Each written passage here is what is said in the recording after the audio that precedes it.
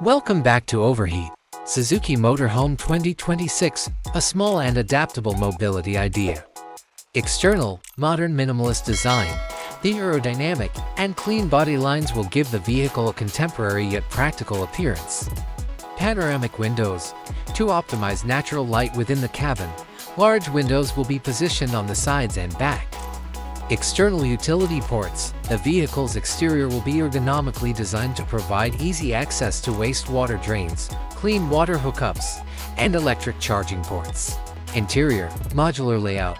A modular system will be used to design the interior, enabling rapid space reconfiguration. Kitchen features include a foldable sink, a small refrigerator, a portable cooktop, and clever storage including cabinets and hidden drawers. A sofa or rear bench that can be folded down to create a cozy double bed is called a convertible bed. Adjustable living dining space. A cozy dining space can be created with a sliding or folding table. Lightweight and sturdy materials. Premium materials that are both strong and lightweight are used. LiFePO4 Battery.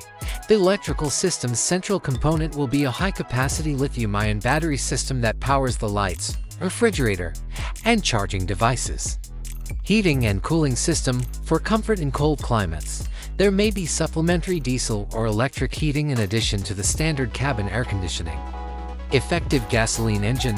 A 1.5L or 2.0L gasoline engine that uses less fuel and incorporates mild hybrid technology to cut pollution and increase efficiency. Plug-in hybrid PHEV.